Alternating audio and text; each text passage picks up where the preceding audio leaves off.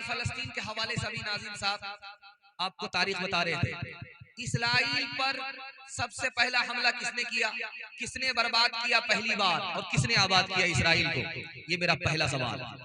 Israel को दूसरी बार किसने बर्बाद किया और आबाद किसने किया?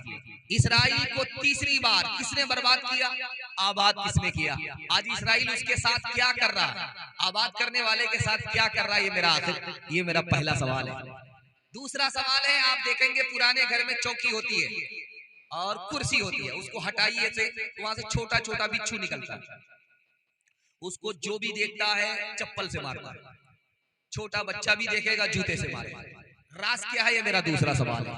तीसरा सवाल है, आप चले जाइए बिघोर हाट, लोहार की दुकान पर जाइए तो आप देखेंगे वहां बाल्टी है, पानी है, उसके बाद भाती है, जिसको खींचता उससे हवा निकलती है और अंदर आग जलती है, हवा उसको लोहे को सुर्ख कर देती है, उसके बाद वही लोहा गल जाता है, भाती की हवा से लोहा गल जाता है। इसका राज क्या है, वो भाती किसकी है, लोहा कैसे गल जाता है? ये मेरा दूसरा आखिरी सवाल है।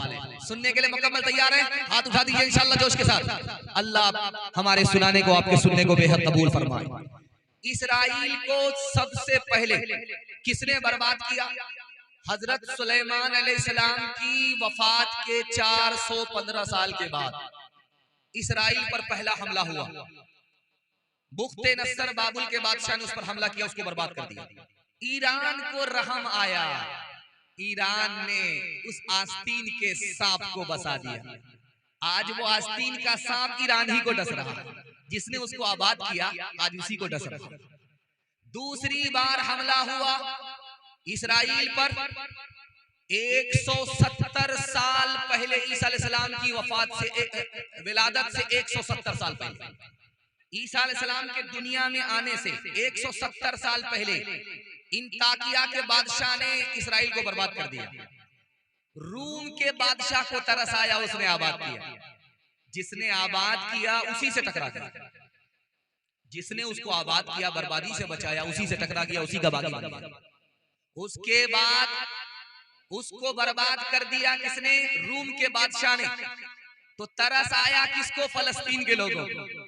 1948 से पहले इसराइल पर तरस आया फलस्तीन के लोगों को। क्या मालूम था कि ये सांप जिसको हम दूध पिला रहे हैं ये हमी को डस लेगा। ये है इसराइल। लेकिन एक बात सुनिए, जो मेरा दूसरा सवाल है, आपकी चौकी के नीचे से बिच्छू निकलता है, उसको बच्चा भी चप्पल से मारता है, बड़ा भी जूता से मारता है। राज क्या है आपको बताने के लिए जा रहा हूं। जब बिच्छू अपने माँ के पेट में होता है तो छोटा होता है, उसको माँ संभाल करके पेट में रखती है, लेकिन जूजू वो बड़ा होता जाता है, माँ के पेट को फाड़ करके बाहर निकल जाता है। अब देखिए उस बच्चे ने, बिच्छू के बच्चे ने माँ पर सितम किया। आज दुनिया में उसका क्या हाल हो रहा है, जो भी देख रहा है जूते से मार रहा है। जालिम का यही हाल है। बिघोर हाट जाइए, लोहार की भाती है, वो हवा चलती है, लोहा गल जाता है। अब बताइए इतना भारी भरकम लोहा हवा से गल जाता है, वो भाती है क्या चीज? मरे हुए चमड़े की खाल है, मरे हुए चमड़े की खाल है वो भाती। उससे सिर्फ हवा निकलती है, लोहा गल जाता है।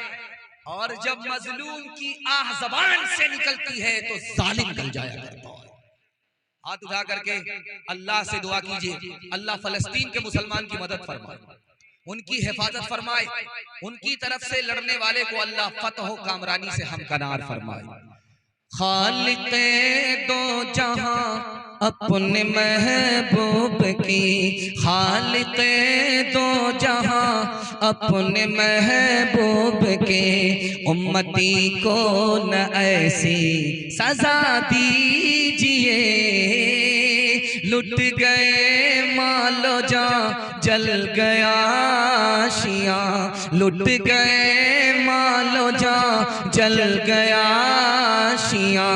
क्या खता थी हमारी बता दीजिए, हमने माना बहुत ही गुनहगार है, कुछ भी है आप ही के परस्तार है।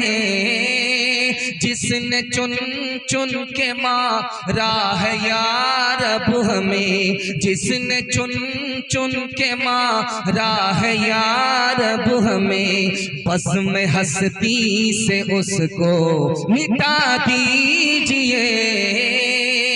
शहर क्या गांव क्या मुल्क भर की फजा नारे नमरूद की जद में है या खुदा, हमको ईमान बराहीम सा हो अता, उसको गुलजार जन्नत बना दीजिए।